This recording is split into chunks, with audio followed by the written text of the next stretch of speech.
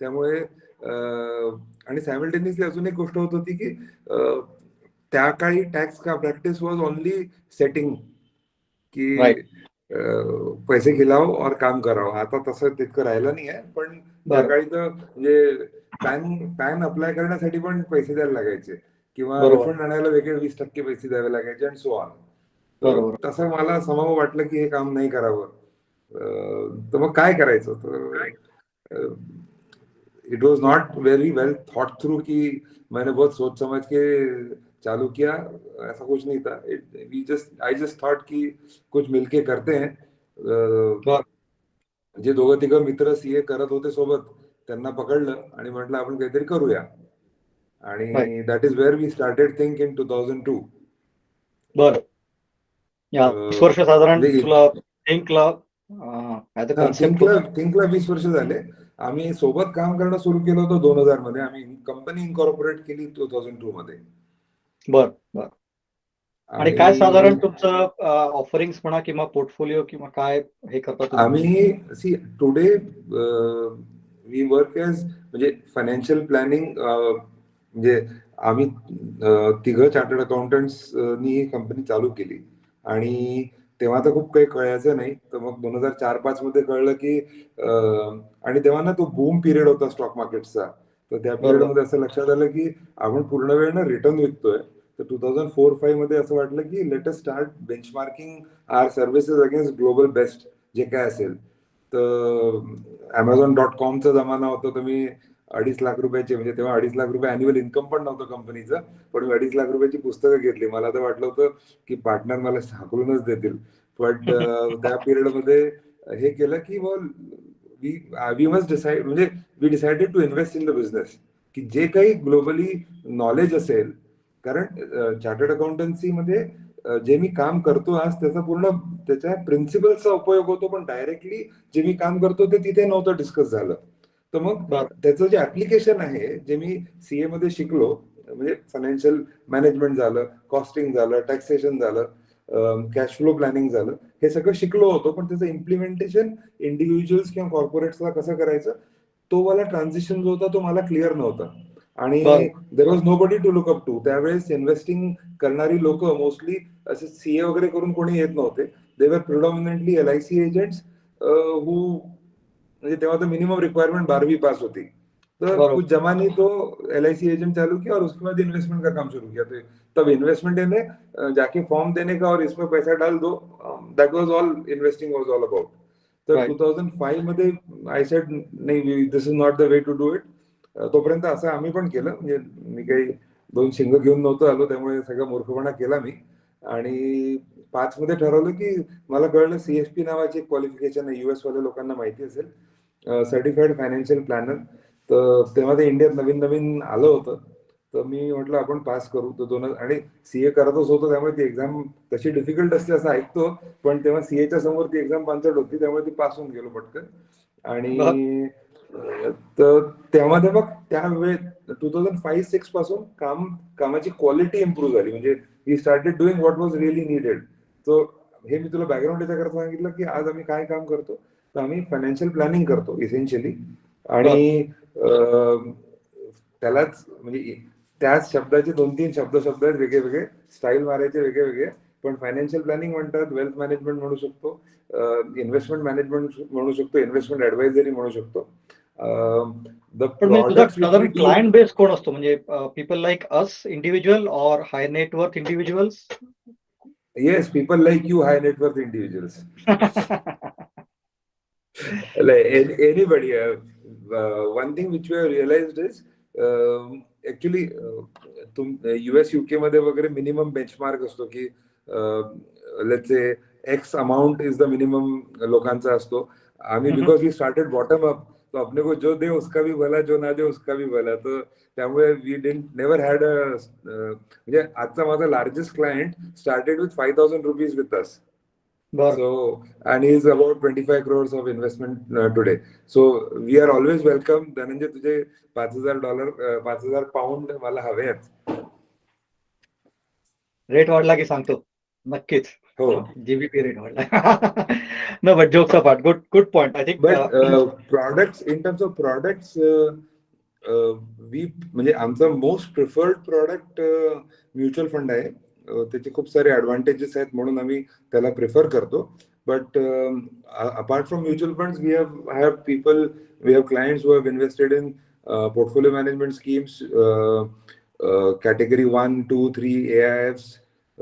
Some of them have invested in um, private equity also. So depending on what the client needs, that बर बर. see, I am not product specific. I am product agnostic. My job is to make sure that whatever doctor करतात ना, म्हणजे माझं डॉक्टरशी स्वतःला compare करणं चुकीचं आहे, अवकात नाही माझी. पण डॉक्टरचा जॉब असतो की पेशंटला जे आवश्यकता आहे ते देणं. नॉट दॅट की माझा जो ग्लॅक्सोची एजन्सी आहे तर मी ग्लॅक्सोचाच औषधं लिहेल. So that is what essentially the nature of the work we do. बरोबर. इंटरेस्टिंग. नो ठीक आहे. फायनान्स सगळ्यांचाच गरजेचा विषय आहे, पण म्हणजे इन्क्लुडिंग मायसेल्फ, म्हणजे मी माझ्याबद्दल सांगेन की आपल्याला बऱ्याच गोष्टी कळतात पण वळत नाही. Over a period of time माहिती असतं की इन्व्हेस्ट करायला पाहिजे, स्प्रेड करायला पाहिजे. तर तुझा जो मागचा 25 वर्षाचा एक्सपिरियन्स आहे, in a middle class kind of a setup, what are the things we should look at now? Most of us are in mid 40s now, or towards 50. So in this phase of life, what are the things you suggest we should focus on in terms of spreading our portfolio, or looking at the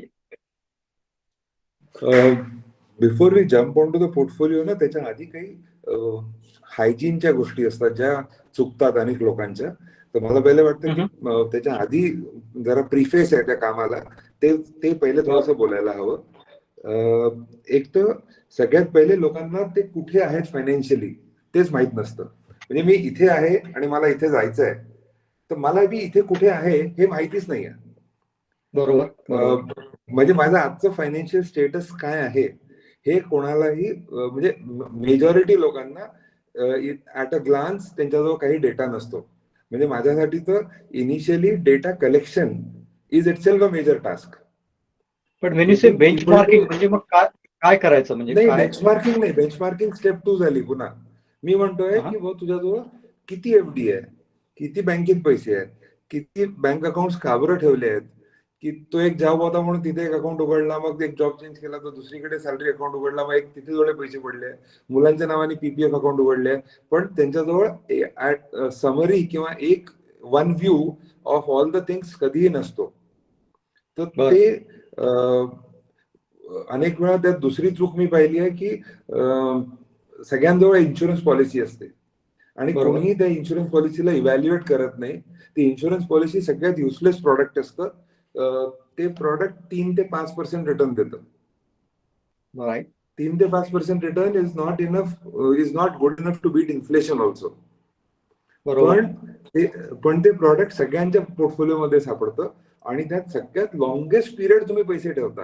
म्हणजे 20 वर्ष, 25 वर्ष, 30 वर्ष पैसे ठेवता आणि सगळ्यात useless त्यात rate of return असतो. तर त्यात होतं काय की तू 100 रुपये देतो आणि जेव्हा तुला ते पैसे मॅच्युअर होऊन मिळतात, तुला वाटतं यार 1 महिन्याचा पगार पण नाही आहे माझा. कारण काय झालं, that money has not grown with inflation and your salary kept growing with inflation. त्यामुळे ती एक खूपच सिग्निफिकंट चूक होते. तर सगळ्यात लॉंगेस्ट पिरियड करता सिग्निफिकंट पैसा इन्शुरन्स पॉलिसीज न जातो. आणि काय होतं की प्रत्येक जण तुला बघशील तर तुझ्या आजूबाजूला इन्शुरन्स विकणारा तुला कोणी ना कोणी मिळेल. आणि आपल्याही घरांमध्ये असतं की बाबा एक सुरू झालं की काहीतरी सेव्हिंग करून टाका म्हणून इन्शुरन्स घेऊन टाकायचं. दुसरं, प्रॉव्हिडंट फंड सगळ्यांजवळ असतो, पीपीएफ किंवा सॅलरी असेल तर ईपीएफ.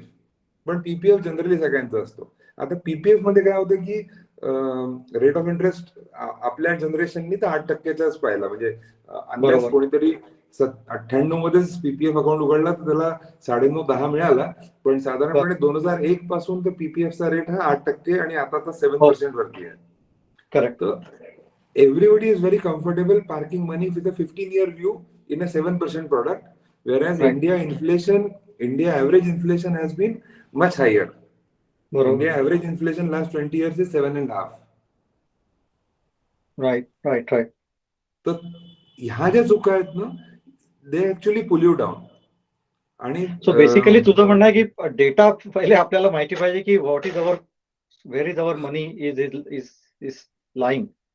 हा, वेर इज, सो आता क्रिकेट मॅच चालू आहे, तर क्रिकेटिंग पार्लन्स मध्ये तुला हे क्लिअर पाहिजे की किती ओव्हर उरले आहे, केव्हा पैसे लागणार आहे, आणि किती वेळ उरलाय तर त्यात किती रन काढायचे. तर तुला तुझा रिक्वायर्ड रन रेट माहिती पाहिजे. तुझा जो एक प्लॅन हवा की 20 ओव्हर में 225 रन ठीक है, की 200 रन ठीक है, की 150 रन ठीक है.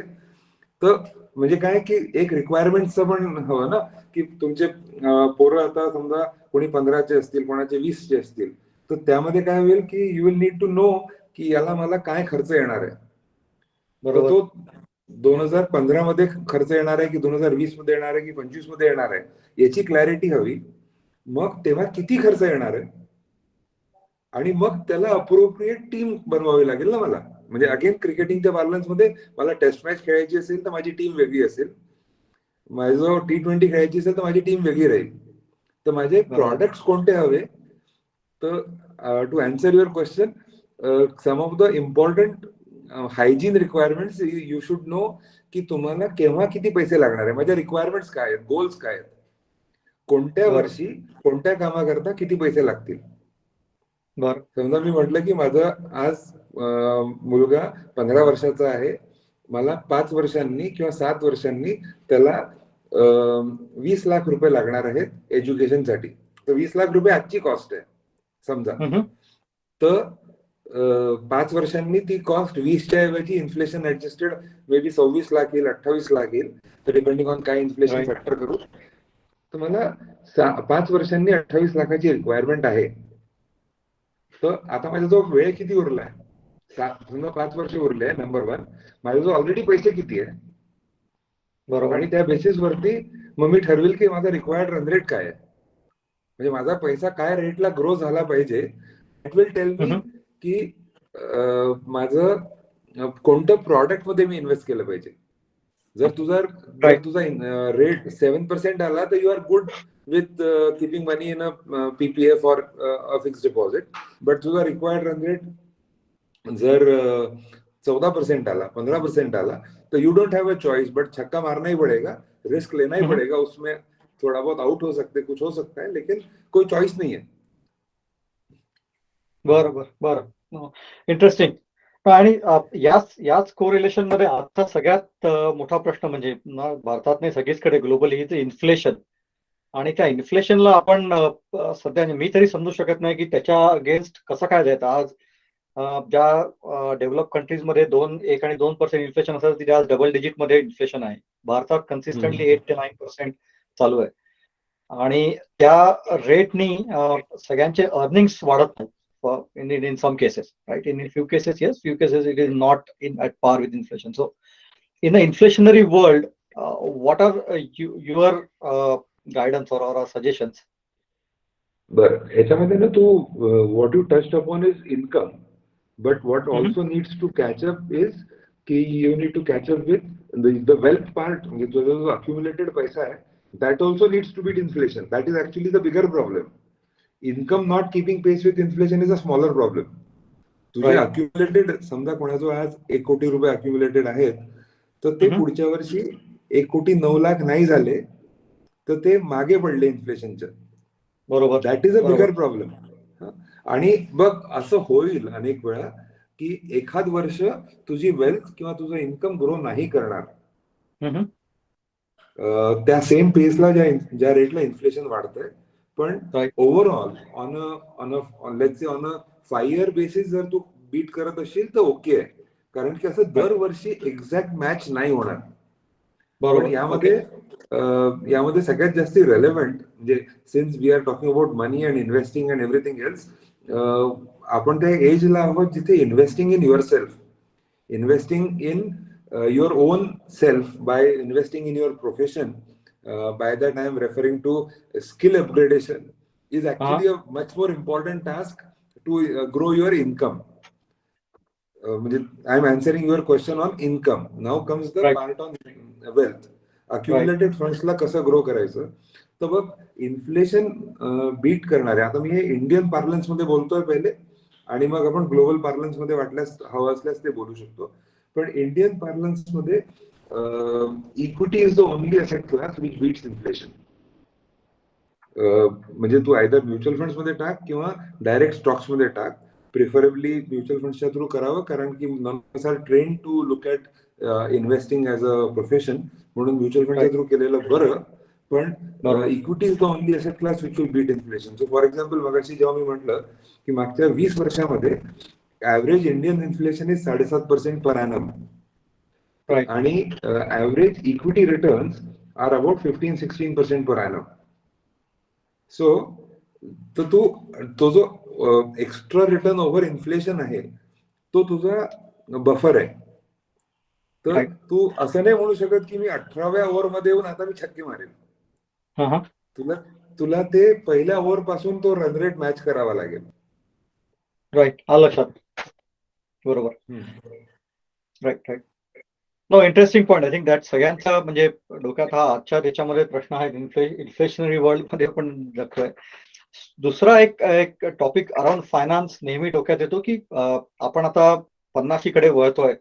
Accept it or not, but that's a reality all of us. So retirement हा एक मोठा टॉपिक असतो की मनीष नांदगावकर हा एक आपला मित्र इथे आहे आणि त्याच्या डोक्यामध्ये वयाच्या 40व्या वर्षापासून रिटायर व्हायचं आहे, पण ते होऊ शकत नाही. रिटायरमेंटच्या दृष्टीने माणसाने विचार करायला सुरुवात केली तर पुन्हा विचार येतो की फायनान्शियली आपण कुठे हवं, म्हणजे काय प्लॅनिंग करावी, कुठल्या स्टेजेसचा आपण विचार करावा from a retirement point of view, say 15 years from now. Okay, तर पहिली गोष्ट तर यात म्हणजे आता मी पुन्हा तुझ्या प्रश्नाचं उत्तराच्या आधी मला थोडस प्रिफेस सांगावं लागेल की तुझ्याजवळ जे 100 रुपये आहे किंवा एक आकडा घेतो की 50 लाख रुपये आहे आता, आणि ऍव्हरेज समजा यावर्षी तुमचे 2 वर्षांनी पोरं एज्युकेशनला आले आहेत. राईट. आणि त्या 50 लाख रुपयामधला 20 लाख रुपये एज्युकेशनसाठी इयरमार्क्ड आहेत. बरोबर. म्हणजे आणि समजा तुला 3 वर्षांनी कार घ्यायची आहे म्हणून कारसाठी समजा 10 लाख रुपये इयरमार्क्ड आहेत. राईट. तर रिटायरमेंट कॉर्पस मध्ये किती रुपये उरले, तर ते आले 20 लाख रुपये. बरोबर. आता म्हणजे माझा स्टार्टिंग बॅलन्स झाला 20 लाख रुपये. सायमल्टेनियसली माझ्या जर मी एम्प्लॉई असेल तर माझा EPF, employees provident for the monthly contribution add होत आहे. बरोबर. ते त्याचा रेट ऑफ रिटर्न आपल्याला माहिती आहे तो किती होतोय. समजा 20 लाख रुपये समजा आपण असं समजू की PPF मध्ये EPF मध्येच होते, तर ते प्लस मंथली कॉन्ट्रीब्युशन हे 15 वर्षात किती पैसे जमतील हा एक आकडा तुला कळेल. नंबर 1. सायमल्टेनियसली आज माझा खर्च किती आहे तो मला कॅल्क्युलेट करता येईल. तर आजचा कॅल्क्युलेट करताना मला काय बघायला हवं की मला पोट्ट्यांचा खर्च काढून टाकायला हवा. म्हणजे एज्युकेशनचा खर्च, अजून काही खर्च जे तुम्हाला रिटायरमेंट मध्ये राहणार नाही तो अंदाज करून तो खर्च किती होईल. लेट्स से इंडियामध्ये आज तो खर्च साधारणपणे 50,000 रुपये महिन्याच्या रेंजमध्ये आहे.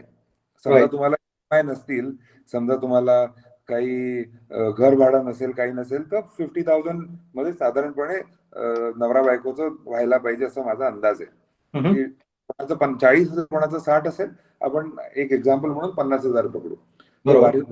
6 लाख रुपये झाले आजचा खर्च. आता जर आपण इन्फ्लेशन 6%, 7% पकडलं तर 1 मिनिटाकरता कॅल्क्युलेशन सोपं ठेवायला मी 5% इन्फ्लेशन पकडतो. तर एक नंबर आहे त्याला रूल ऑफ 72 म्हणतात. म्हणजे मी कॅल्क्युलेशन करण्याची पद्धत पण सांगून देतो त्याच्यामध्ये. Rule of 72 tells you the doubling period of money. म्हणजे काय की 72 डिवायडेड बाय 5% इन्फ्लेशन. 5% इन्फ्लेशन आहे म्हणजे खर्च माझा 5% ला ग्रो करतोय दरवर्षी. तर आज जर रुपये असेल तर 1 वर्षांनी 105 होईल, 2 वर्षांनी 110 रुपये काही चिल्लर येईल, 110च्या येईल थोडासा. तर 72 divided by 5% will give you तुझा खर्च डबल किती वेळात होईल. ओके, तर म्हणजे समजा त्याला राऊंड ऑफ करून म्हटलं की 15×5=75, तर 15 वर्षात डबल होतोय. तर आपण 45 आहोत, आपण 60 ला आपला खर्च डबल झाला. म्हणजे माझा 6 लाख रुपये खर्च होता आजचा, तो पहिली गोष्ट प्रोजेक्ट केला की 12 लाख रुपये होईल. बरोबर, 60व्या वर्षी. आता दुसरी गोष्ट येते मी हे ते प्रिझ्युम करतोय की कोणाजवळही पेन्शन नाही आहे, कोणी गव्हर्नमेंट जॉबमध्ये नाही आहे. पेन्शन असेल तर कॅल्क्युलेशन डिफरंट होईल, पण आपण सध्या पेन्शनलेस बोलूया.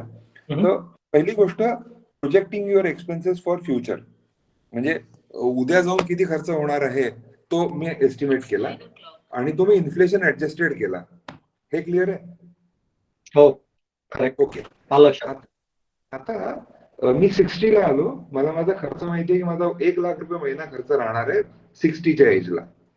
तर याला आता हे म्हणजे 12 लाख रुपये हवे मला. तर तू ऐकलं असशील कदाचित, इंडियामध्ये अजून हे इतकं प्रिव्हेलंट नाही आहे, इतकं बोलल्या नाही जात, पण त्याला 4% विड्रॉवल रेट म्हणतात. तर ऍट 4 or 5% तुझा पैसा म्हणजे तुझ्याजवळ इतकं कॉर्पस हवं की 5% रेट ऑफ रिटर्नला, 5% विड्रॉवल रेटला तुझा 12 लाख रुपये आले पाहिजे. तर जर मी 4%ला ते कॅल्क्युलेशन केलं तर माझ्याजवळ 3 कोटी रुपये पाहिजे इन 15 years टाइम. 3 करोड रुपये जवळ आहे, 4% माझा रिटर्न आला तर 12 लाख रुपये. बरं. 3 कोटी वरती 4%, 12 लाख, इथपर्यंत कळलं? हो. ओके. स्टेट आहे. आता मी फक्त एक म्हणतोय की याच्यामध्ये इन्फ्लेशन पोस्ट 60 पण चालू राहणार आहे. इन्फ्लेशन तू रिटायर, इन्फ्लेशन रिटायर नाही होत. तर मी 3 कोटी आणि 4% का म्हटलं, त्याचं कारण आहे की तुला 3 कोटीचा कॉर्पस हवा 15 वर्षांनी, आणि तो मी याच्याकरता केला की let's say at the age of 60 तुझा जर पोर्टफोलिओ लेट्स से 50-50% आहे, 50% डेट आहे, 50% इक्विटी आहे, आणि डेट इंडियामध्ये म्हणजे स्टेबल एफडी केले किंवा पीएफ मध्ये आहे पैसे, तर आपण त्याला 7% पकडू, आणि 50% जर इक्विटीत असेल तर त्यावर 15% रिटर्न पकडू. आता हे गॅरंटीड नाही, पण कॅल्क्युलेशन समजून सांगायचा प्रयत्न करतोय मी इथे. तर 50% वरती मला 15% म्हणजे 7.5% कमविल मी 100 रुपीज वरती, आणि उरलेल्या 50% वरती 7.5% कमविल, तर ते 3.5% होतील. तर 7.5 + 3.5 विल बी 15%. माझा पोर्टफोलिओ रिटर्न झाला. बरोबर. ओके. पोर्टफोलिओतून मी 4 किंवा 5% विड्रॉ करेल आणि 5 किंवा 6% तिथे राहू. म्हणजे समजा माझा 10% माझा पोर्टफोलिओ रिटर्न आला, तर माझा जो एका वर्षात म्हणजे 3 कोटी रुपये जर माझ्या वर्षांनी, तर मला एका वर्षामध्ये माझं 3 कोटी वर लाईन ब्रेक होते रणजित थोडी. बरं, मी फास्ट बोलतोय का? नाही, लाईन मध्ये थोडासा लॅग येतोय, पण काही नाही, आपण कंटिन्यू करू. May be point in time network issue असेल. बरं, मी म्हटलं की 3 कोटी रुपये जर माझा कॉर्पस आहे, तर मी याचं लॉजिक समजून सांगतो की हा इतका इम्पॉर्टंट नंबर. माझा पोर्टफोलिओ रिटर्न 10% आहे, म्हणजे 30 लाख रुपये त्या वर्षी ग्रो झाला पैसा, आणि मी त्यातले 5% विड्रॉ केले, म्हणजे 15 लाख रुपये विड्रॉ केले. तर मी 5% राहू दिले तिथे. म्हणजे तुझा पोर्टफोलिओ 3 कोटीचा एका वर्षाने 3 कोटी 15 लाख झाला पाहिजे. जर तू पूर्ण 30 लाख रुपये विड्रॉ करून घेतले तर काय होईल की त्या पैशाची व्हॅल्यू, 3 कोटीची व्हॅल्यू 280 होऊन जाईल ऍक्च्युली. बरोबर. त्यामुळे इन्फ्लेशन साठी पैसा सोडणं खूप आवश्यक आहे, कारण की 12 लाख रुपयाचा खर्च जर तुमचा फिक्स झाला 15 वर्षांनी, तर तो 16व्या वर्षी 12,50,000 रुपये राहील. आणि तुझा जर कॉर्पस ग्रो नाही झाला सायमल्टेनियसली, तर काय होईल की त्या पैशाची व्हॅल्यू पडायला लागेल, आणि 10-15 वर्षामध्ये पैशाची व्हॅल्यू अर्धी होऊन जाईल. सेम लॉजिकनी 5% इन्फ्लेशन, पैशाची व्हॅल्यू जर तू 3 कोटी ते 3च कोटी ठेवले, ते ग्रो नाही झाले, तर 15 वर्षामध्ये त्याची किंमत 1.5 कोटीच्या इक्विव्हलंट राहील. बरोबर. एकीकडे तुझ्या पैशाची व्हॅल्यू कमी झालेली असेल आणि तुझी रिक्वायरमेंट 12 लाखाची 24 लाख झाली असेल 15 वर्षात. आणि the harsh reality is, doctors अपने को मरने नहीं देने वाले, तो अपने को 25 साल का अर्निंग एज और 30-40 साल का रिटायरमेंट एज. आणि तू युके मध्ये आहे, तो तू बघितलंच असेल, तिथे it's a very ageing economy. Demographic profile आपलं, we will be ageing in 15 years time, and probably might not be ready for that. So तो ओके, सो द कॉर्पसचा रेलेवेंस कळला तुला. तो गोइंग बैक कि वो अब मेरे को कितना एक्स्ट्रा रन रेट बनाना पड़ेगा कि मैं वो 3 करोड़ पे पहुंचू. तो मेरा पीपीएफ राइट. सपोज 1.5 करोड़ पे पहुंच रहा है, तो मेरे को एक्स्ट्रा 1.5 करोड़ हाँ. बनाना है. अब 15 साल में 1.5 करोड़ बनाना है. सपोज मैं 12% रिटर्न वाला प्रोडक्ट लेता हूं, तो मेरा हाँ. कॉर्पस का रिक्वायरमेंट हो सकता है कि 50,000 आए. मैं 14% वाला प्रोडक्ट लेता हूं तो मेरा रिक्वायरमेंट शायद 40,000 आए. मैं अगर 7% रिटर्न वाला प्रोडक्ट लेता हूं तो मेरा रिक्वायरमेंट हो सकता है कि मुझे 1 लाख रुपया महीना लगे, 1 लाख राइट. रुपया महीना सेव करना पड़े. I am just right. Giving examples no no, कि करेक्ट करेक्ट. हाँ. तो सो म्हणजे required run rate monthly saving will give you your retirement corpus. okay. So basically, if I sum it up in high like one we have to fix it. What is की आपल्याला रिटायरमेंटला साधारण किती खर्च आहे, 10, 12, 15, whatever. That has to be हाँ. calculated based on we'll be able to beat the inflation at that time, right? हो. आणि आपण विड्रॉ समजा त्यातनं केले तर त्याची व्हॅल्यू, त्या कॉर्पसची व्हॅल्यू पण कंटिन्युअसली वाढत राहिली पाहिजे. 60 ते 75, Yes. 75 ते 80, whatever the time period. So those are the Yes. Top 3 things we have to keep it in mind. But hmm. त्याच्यावरती मला पुढचा एक डोक्यात नेहमी प्रश्न असतो, आपण हेल्थ इन्शुरन्स या गोष्टीवरती विचार करत नाही. या सगळ्यांची हेल्थ केअर कॉस्ट दिवसेंदिवस वाढत चालली आहे. भारतामध्ये फार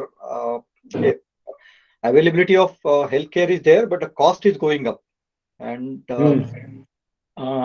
बऱ्याच लोकांना उशिरा हेल्थ केअर इन्शुरन्स घेण्यामध्ये त्रास होतो, प्रीमियम जास्त असतो. तर त्याच्यावरती तुझा काही सजेशन्स आहेत का, म्हणजे health care for people? Health हे बघ, हेल्थ केअर मध्ये ना 2-3 ऍस्पेक्ट्स आहेत.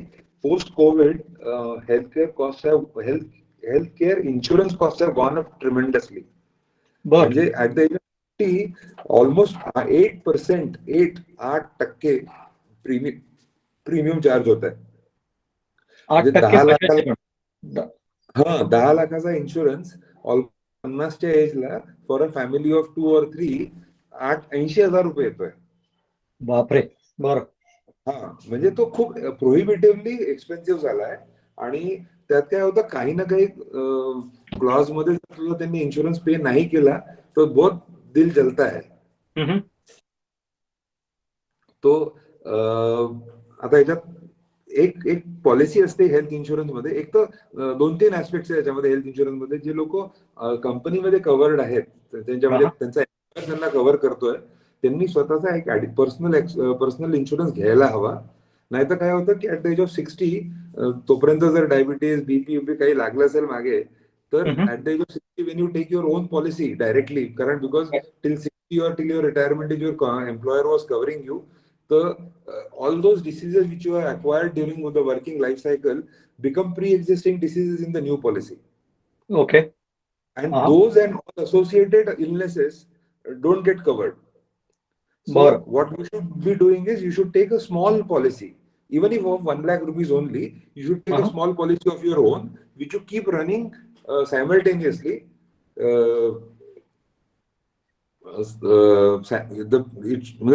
The policy should run simultaneously and for a small value, and then when you are about to retire, you can increase the sum assured there to have a right coverage. पण बर. त्यामध्ये मी आधी जे म्हटलं की insurance cost खूप वाढले आहेत, तर त्याचं एक सोल्युशन पण आहे. एक पॉलिसी असते, त्याला लोकल भाषेमध्ये टॉपअप पॉलिसी म्हणतात, पण it is basically policy with high deductible. म्हणजे त्या पॉलिसीमध्ये असं असतं की तू म्हणशील की पहिला किंवा मला ना, मी 20 लाख रुपयाचा इन्शुरन्स कव्हर घेतोय, पण मला पहिला 3 लाखाचा कव्हर नको, किंवा पहिला 5 लाखाचा कव्हर नको. बरं. म्हणजे काय होईल की मला जर एखादी खूप खतरनाक काहीतरी घापा झाला माझ्या लाईफमध्ये आणि 15-20 लाख रुपये लागून गेले, 25 लाख लागले, तर पहिले 5 लाख रुपये मी खिशातून भरेल. 1 रुपये ते 25 लाख रुपये हे ती पॉलिसी कव्हर करेल. बरं.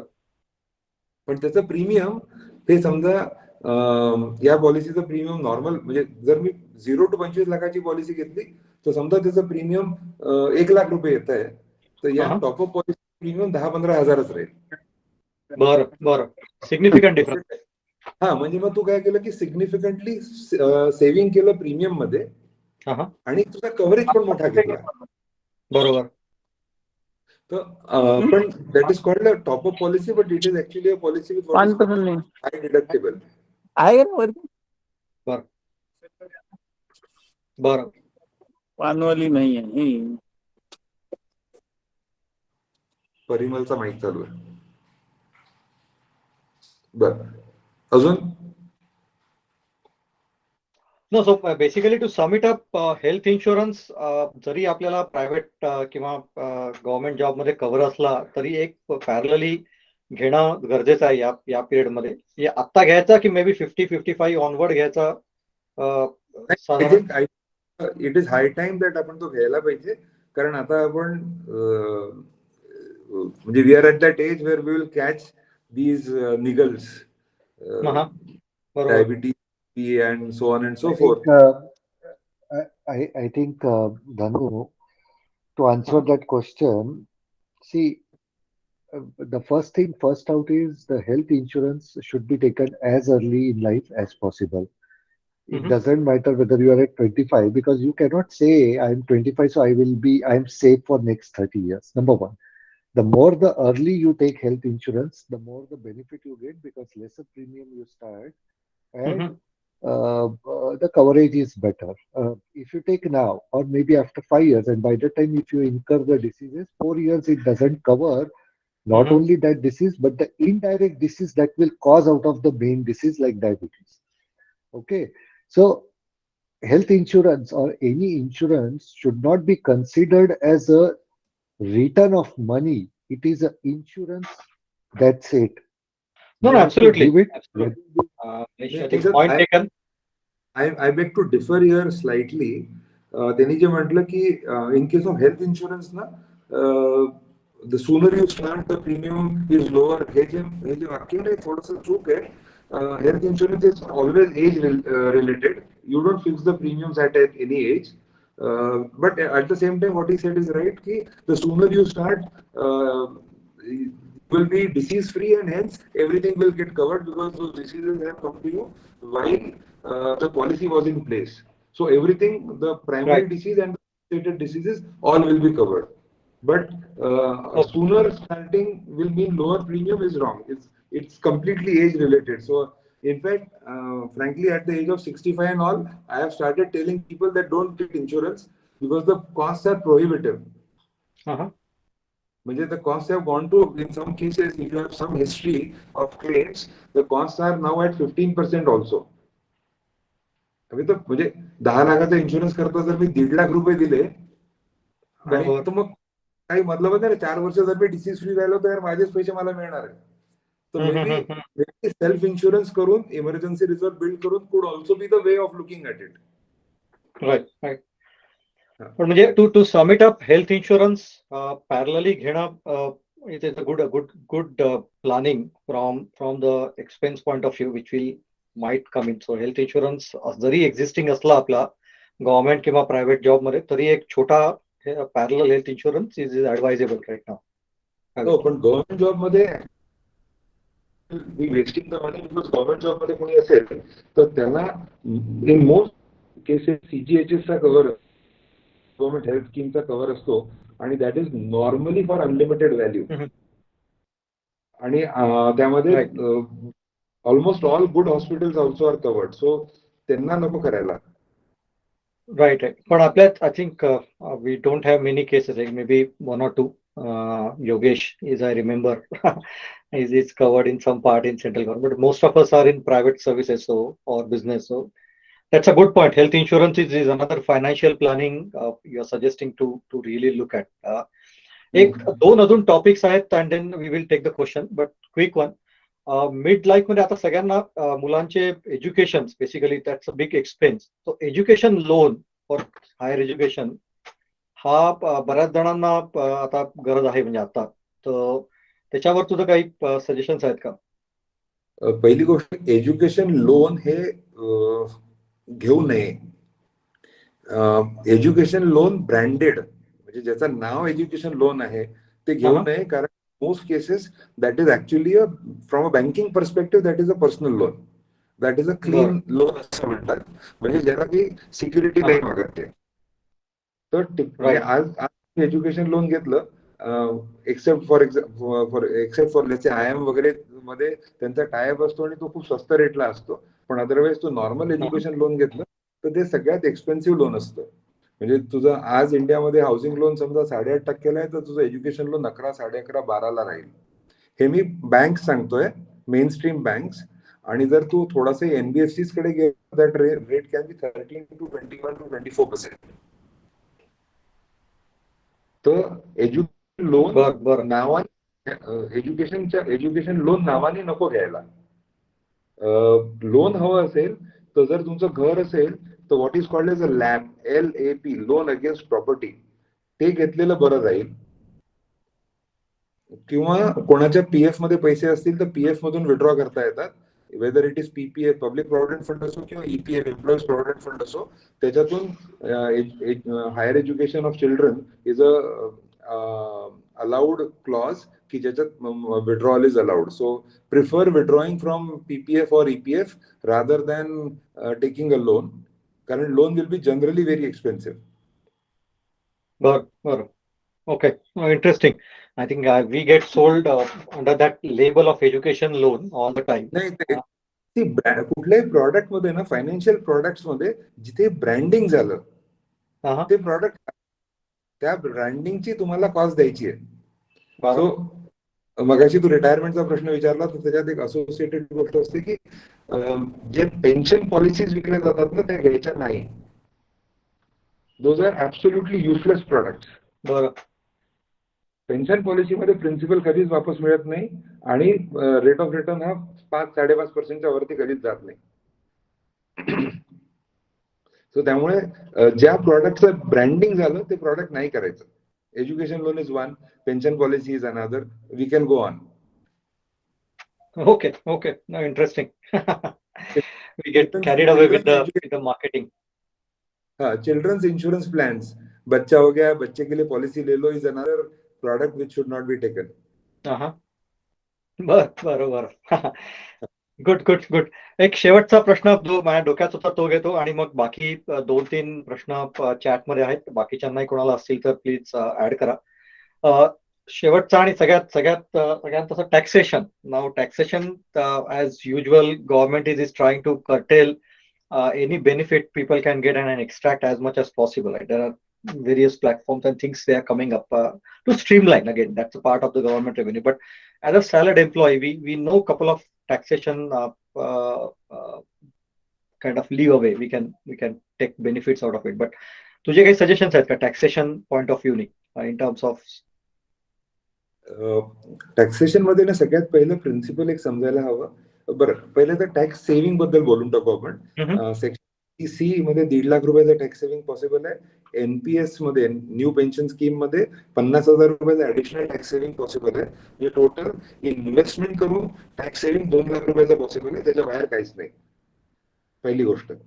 पण देर इज ऍडिशनल, जे लोक इंडियामध्ये प्रायव्हेट कंपन्यांमध्ये आहेत त्यांनी त्यांच्या एम्प्लॉयरशी बोलून there is a corporate NPS system in place. NPS section 80 CCD 1-2 if I remember correctly.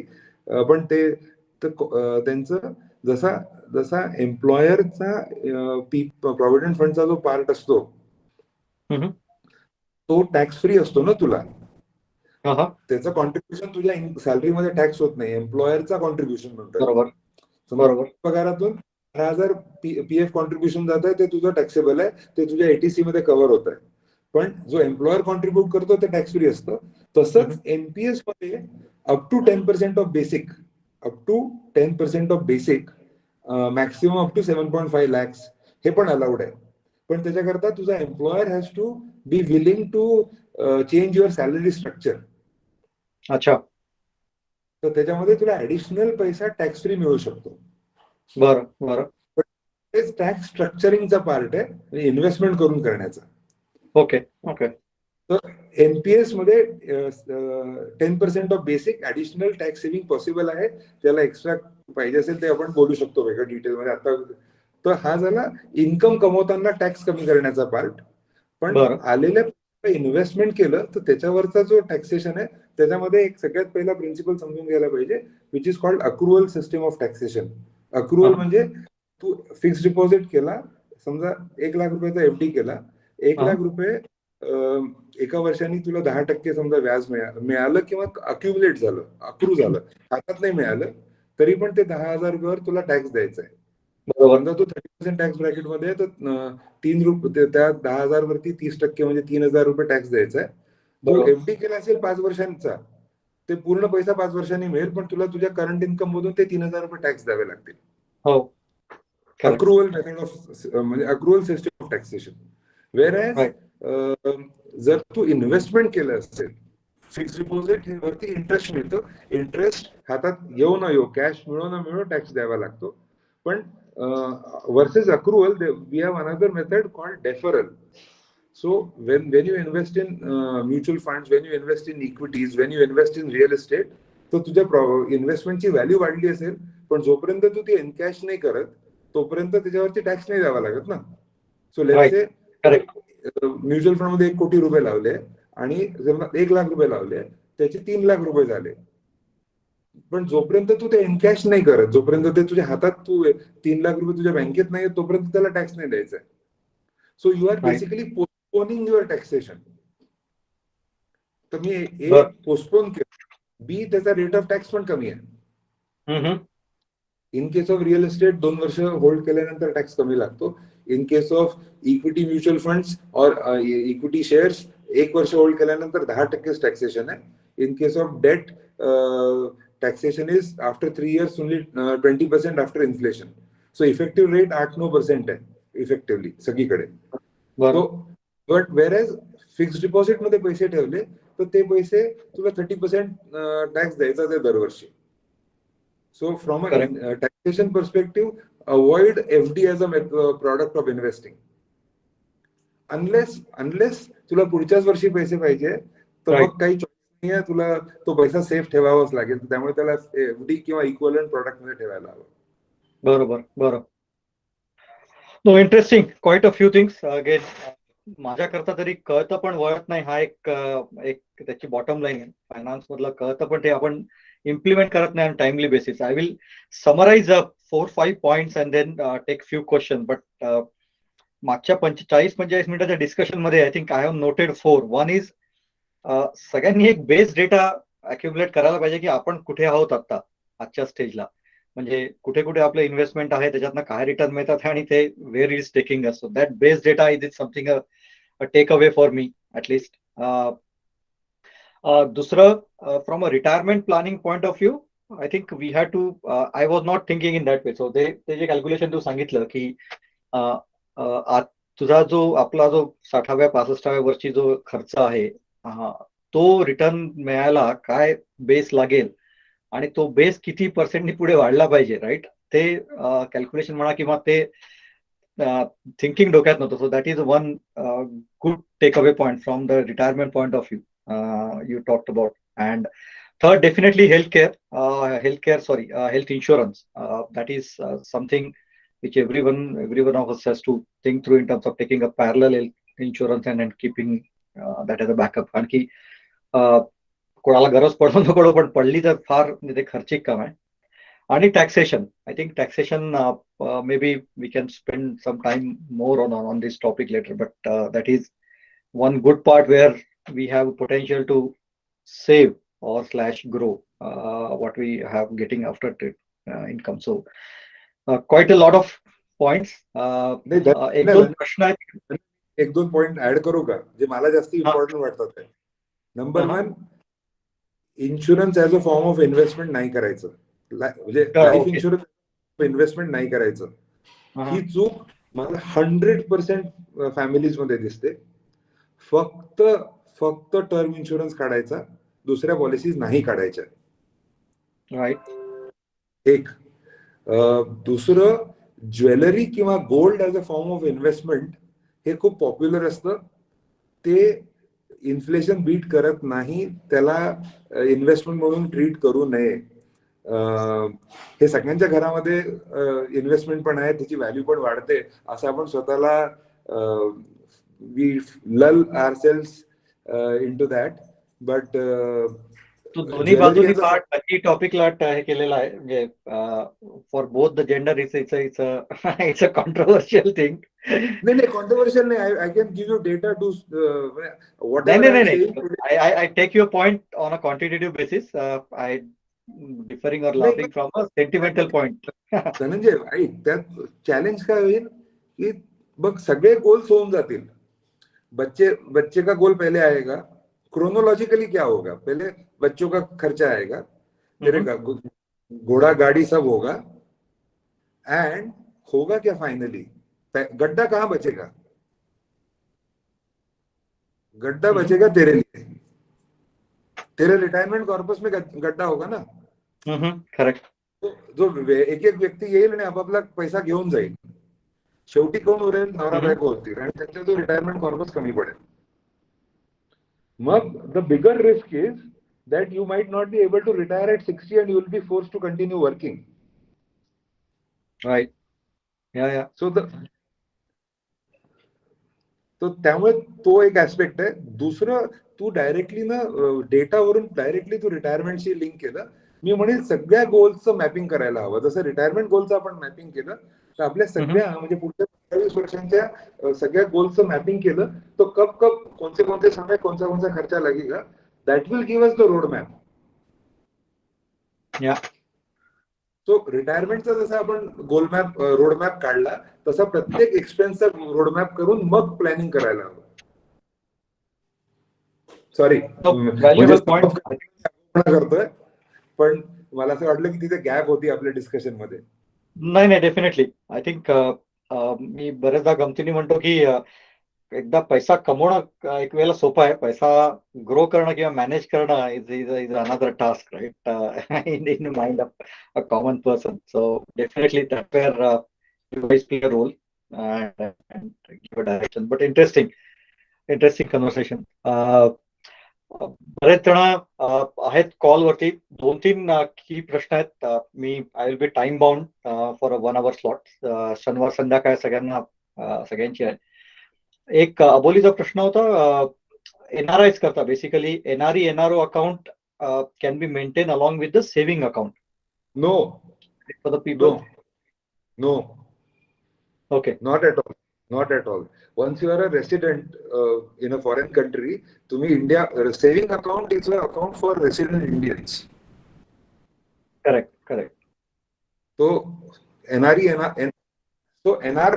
हा non-resident ordinary account जो आहे तो असायला हवा. So you should be converting your saving account into NRO. आता म्हणजे इन्कम टॅक्स डिपार्टमेंट आणि government of India जितका AI चा वापर करताय ना तेवढा मला नाही वाटत जगभरात कोणीही करताय. बरं. या वर्षीच्या इन्कम टॅक्स रिटर्न्स मध्ये लोकांना एक स्टेटमेंट दिलं गेलं होतं इन्कम टॅक्स डिपार्टमेंटने स्वतःहूनच. That was called AIS annual information statement. त्यामध्ये तुझा एखादी विसरलेला अकाउंट होता ना तो तुलाही माहिती नव्हता. त्यात 200 रुपये होते त्यामध्ये 10 रुपये व्याज मिळालं. तर ते 10 रुपयाची पण एंट्री होती त्या स्टेटमेंट मध्ये जे तुलाही लक्षात नव्हतं की तिथे अकाउंट आहे. बरोबर. आणि आता ते कम्प्लिटली डिजिटाइज असल्यामुळे 30 पैशाचं जर व्हेरिएशन आलं ना त्याच्याही करता रिटर्न क्वेरी येते. बरोबर. Interesting. So I think the point is clear. मी आणि पासपोर्ट आधार पॅन सगळं लिंक्ड आहे. हो. आणि फॉरेन एक्सचेंज मॅनेजमेंट ऍक्ट आणि prevention of money laundering act या दोन्ही ऍक्ट खाली नॉन रेसिडेंटनी सेव्हिंग अकाउंट ठेवणं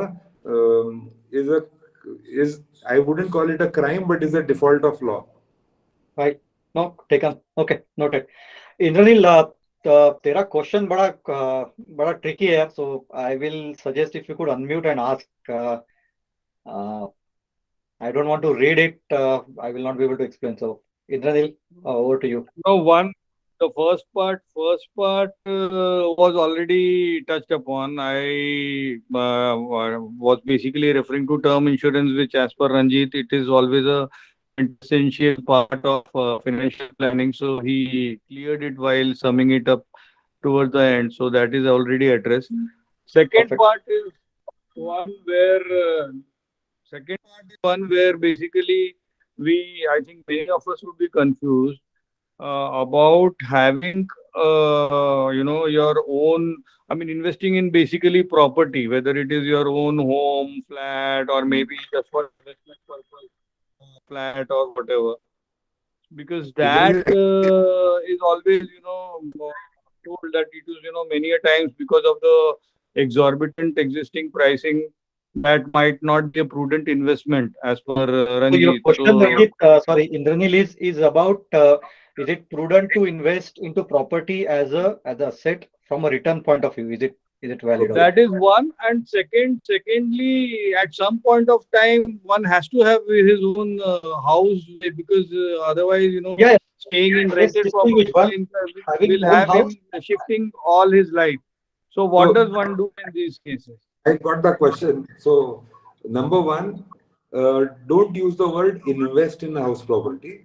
If you want to buy a house for personal consumption, please feel free to buy one. But if you say I'm investing in a house property, then it is not prudent, at least in India at this point in time. The reason being rental yields, म्हणजे Yeah. 1 करोडच्या घराला annually rent किती द्यावा लागतं आहे तुला, तर rental yield is about 2.5 to 3%. म्हणजे let's say 1 करोडचं घर असेल तर त्याला 25,000 रुपये भाडं द्यावं लागेल. हो. आणि जर तुझ्याजवळ तुझा इन्व्हेस्टिंग पूर्ण म्हणजे 1 करोड रुपये नसतील तर you will borrow that money at 9% as a housing loan. So Yeah. you are bringing in money at 9% and investing, म्हणजे सेव्हिंग जे तुमचं आहे ते 3% ला आहे. तो इन्व्हेस्टमेंट करायचं असेल तर रिअल इस्टेट मध्ये आज करायला नको. Prior to 2005 in India, real estate was really a good investment option की जिथे rental yields were touching 8 and 9%. 8% rent मिळायचा annually. सो पण आज तो रेंटल यील्ड 2-2.5%, 3%च्या रेंज मध्ये. म्हणजे काय झालं की कॅपिटल म्हणजे प्रिन्सिपल व्हॅल्यू खूप वाढली पण रेंट वाढले नाही. सो इंद्रनील, अगर तेरा खुद का घर है, जैसा नागपुर में मुझे मालूम है तुम्हारा है, और अगर तेरे दिमाग में कहीं है कि रिटायर होते वक्त नागपुर में वापस आके रहने का है, तो रियल एस्टेट में इन्वेस्ट मत करो, क्योंकि वो जो 9% का पैसा लाके 3% पे लगाना स्टूपिड है और वो गड्ढा है. 6% का साल का गड्ढा कर रहा हूं तू, और उससे क्या होगा, कॉर्पस कम हो जाएगा. Mental harassment of keeping on, your requirement for shifting houses, No, वो बार-बार घर बनाना. Yeah, no, अभी Indranil. तो Yeah, so I Indra think we will Indra sum तू it एक up जगह रहता कहाँ है? from the question. Sorry, I want to take a couple of more questions. So Indranil, just to sum it up, the direction was personal consumption house investment or house requirement is different than as a asset or as an investment. Personal के लिए definitely low, but not as a return. और इंद्र तू एक जगह रुकने नहीं वाला है ना. तू घर चेंज कर रहा है, तू एरिया चेंज कर रहा है, गांव चेंज कर रहा है, तो तू कहाँ लेगा? वो भी है. But over to you Dhananjay. या भागेशचा एक प्रश्न आहे, भागेश अभ्यंकरचा. रिटायरमेंट वरती आपण एक बोललो, पण Bhagesh, if you could come up and basically elaborate what you are looking for when you say premium deferred. Thank you. So Ranjit, session correct छान झालं. It's a kind of a thing which is close to my heart as well. कारण सगळ्यांना शेवटी financial burn is a bigger deal. तो माझा प्रश्न असा होता की रिटायरमेंट तुला इंटरप्ट करतोय, फक्त एकच मिनिट. If everybody can open there cameras, आपण एक फोटो घेऊ, सो एक मेमरी म्हणून राहते. So if you can open cameras, I will just take a picture. Bhagesh, you can continue. Sorry. Retirement plan किंवा रिटायरमेंट कॉर्पस बिल्ड करण्याच्या संदर्भात बोलले आहे की मी इक्विटीमध्ये हेवीली इन्व्हेस्ट करा, so that over period you will get the respected rather respectable amount as a corpus. But having said that, equity मध्ये there are hard burns as well. कारण माझं प्रत्येक वेळा मला failures झाले because I was keep on tracking over a period of year or 2 years. तर I wanted to ask की आपल्याला without going equity is there any way? मला आता माझ्या इन्शुरन्स एजंटने गेल्या वर्षी सांगितलं होतं की तुम्ही annuities मध्ये इन्व्हेस्ट करा, either immediate annuities or the deferred annuity. Can that be an option? EPF किंवा PPF ज्याच्यात कंपाऊंडिंगचा effect over a period you get that, is that a right approach ki equity is the only solution? See, equity is not the solution. Then your required run rate will be higher. So, to let's say to reach that corpus of 3 crore rupees, you at 15% rate of return, you need to put 50,000 rupees. But if you say, I don't want to take equity risk at all, then your required run rate will, the corpus required monthly will go up. So at 7% or 6%, you will need to put aside, let's say, 1.5 lakh रुपया महिना. Okay. आणि दुसरी गोष्ट, तुझा corpus जो required राहील तो पण मोठा होईल ना. का बरं? कारण की मी तेव्हा एक बोललो होतो की weighted average rate of return जो आहे तो जर मला 10% हवा असेल, तर जर तू 0 इक्विटी केला तर तुझा weighted average rate of return 6% होईल 100% डेट असेल तर. आणि मग काय होईल की तुला 6%तून 4% विड्रॉ करायचे, पण इन्फ्लेशन 6 आहे तर तुला कॉर्पस जो रिक्वायर्ड आहे जो मी 3 कोटी म्हणला होता तो तुझा 4-4.5 कोटी होऊन जाईल. Okay. So it's not that, so it's basically maths. No? तुला weighted average rate of return काढायचं आहे. तुला इन्फ्लेशन साठी कॅपिटल मध्ये ग्रो करायचं आहे. If you say that inflation is 6, then or else you will have to be prepared कि मैं अपना कैपिटल खा रहा हूँ धीरे धीरे धीरे धीरे, और हो सकता है कि अगर मैं इफ आई सर्वाइव टिल 80 तो 75-77 में कहीं तो भी मेरा कॉर्पस खत्म हो जाए. Okay. अगर उतना ही कॉर्पस में काम करना है तो. सो इट्स सी, तुझे म्हणतो त्याला क्रिकेटिंग पार्लन्स मध्ये तू म्हणतो मी छक्का नाही मारणार, मी रिस्क नाही घेणार, मॅच हार गया तो चलेगा क्या? नाही तशा नाही ना, मॅच जिंकायचीच आहे, पण ऑफकोर्स अप्रोप्रिएट रिस्क आहे. त्या मॅच जिंकण्यासाठी तुझा रिक्वायर्ड रन रेट कॅल्क्युलेट केल्यावरती जे रिस्क घ्यायची आवश्यकता आहे. जर तुझं कॉर्पस इतकं ग्रो झालं असेल की तुला 4% मॅच जिंकता येत असेल तर तू एफडी कर ना. It is not about equity, it is about, म्हणून मी त्या मॅथ्स वरती थोडासा वेळ दिला होता. बरोबर. Just in the interest of time, can you throw some light on the annuities? काय असतात ते? The immediate annuity, is it a right approach, not a good approach? Immediate, see, annuity product is a bad product always, whether it is immediate or deferred, because see, तुला currently तुझं working चालू आहे आणि तू immediate annuity घेतली तर ते येणारा पैसा taxable. Okay. So unnecessarily you are paying tax on money which you don't need to flow to you. Okay. So immediate, actually annuity as a financial product is a bad product. And we can connect offline and take it forward. Since you have, I can explain, but annuity चा सगळ्यात मोठा handicap काय आहे की तुला तुझं principal कधीच वापस मिळत नाही. Ranjit, if you don't mind, you can also put your mobile number or you can share with Dhananjay. Oh, 9827389004. धन्यवाद. No, very interesting. I think just cognizant of the time, 1 तास आपण सगळ्यांकडनं मागितला होता, थोडा we are top of the hour, but thanks Ranjit. I think the topic closer to the heart, but many of us, including myself, don't spend enough time on that, but it's a good touch base. Gappa plus some more insight. सगळं काही मला estimate झालं असं नाही म्हणणार, पण there are some takeaways definitely to reflect back. छान. आणि नक्की नागपूरला गेले तर रणजित आहेत, भेटा, बोला. I think there is way beyond finance, right? Dhananjay, are you on the mode of closing down? हो, वाइंड अप करतोय. मला एक 5 सेकंड 10 सेकंड भेटतील. Let me recognize all the people because this is Tensis protocol, so we have to recognize all the people. It's Amol Dandekar, Abhijit Devgare, Aboli Khanjode, Amit Gahane, Amit Tilrande, Amruta Kapre, Arun Vaidya, Ashish Deshmukh, Bhagyesh Abhyankar, Dhananjay Vaidya, Indraneel Bhaduri, Mangesh Chandankhede, Manish Nandgaonkar, Ranjit Dani, Sanjay Sachin Dabhadkar, Sagar Deshmukh, Sameer Tarsekar, Shrijit Pande, Subodh Devle, Virendra Pophali, Yogesh Chadi. A big thank you to all. Thank you very much. अरे बापरे, तू airport वरती बसून पण सगळा record ठेवला विवेक. Incredible. Thank you.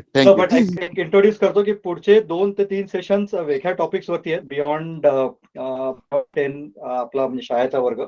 एक आमचा जुना मित्र आहे तनुल म्हणून, आर्टिस्ट आहे आणि त्याला काही पर्सनल डिसेबिलिटीज आहेत, पण त्याच्यातनं तो हे करून मागच्या 25 वर्षामध्ये त्यांनी नागपूरला एक सुंदर क्रिएटिव्ह कार्यशाळा उभी केलेली आहे, अलग अँगल म्हणून. एक इंटरेस्टिंग कॅरेक्टर, म्हणजे तो एक प्रयत्न आहे आमचा तो टॉपिक आणायचा. माझा नाम बोलता जुना आमचा शाळेचा मित्र होता तो. टॉपिक असा आहे की जिसने दुनिया देखी और जिसने जीवन समझा, असा तो तनुल आहे. व्हीलचेअर बाउंड आहे, पण it's Full of good life. Artist, Full of life. Full of Oh, life yes. And a very creative person. So तो एक तनुल- नेक्स्ट टॉपिक आहे. जे लोक नागपूरला नाहीये त्यांना सांगतो, तनुल इज अ रॉकस्टार हिअर. म्हणजे तनुलचा फॅन फॉलोईंग आहे. तनुलकडे जे ड्रॉइंग क्लासेस होतात तिथे ते पोरं 4-4 तास 6-6 तास हरवून जातात. हो हो. त्यांना खिचून Correct. बाहेर मी काढावं बघितलं. लागतं. तो रॉकस्टारच येतो. तो खूपच पंडू आहे. जुना माझा अमोलचा शाळेतला मित्र. आता आम्ही नागपूर ट्रिप आली की त्याला नक्की भेटतो आणि इंटरेस्टिंग. सो तो एक नेक्स्ट त्याच्याशी गप्पा मारायचा एक विचार आहे, एक पुढच्या महिन्यात त्याच्या वेळेप्रमाणे सगळ्यांच्या. पण तुम्हाला जमलंच तर नक्की जॉईन व्हा. आणि thanks to Ranjit. I think finance was a long due topic in this journey of मैत्र संवाद गप्पा. So we will definitely take few pointers from here. Thanks for joining on the Saturday evening, all of you. चलो, thank you. Thank you. Thanks. Thanks. Bye. Thanks, Amol. Hello, Yeah. thanks. Right. Bye. Thank you, everybody. Thanks, Bye. Bye bye. Thank you, guys. Bye. Thank you.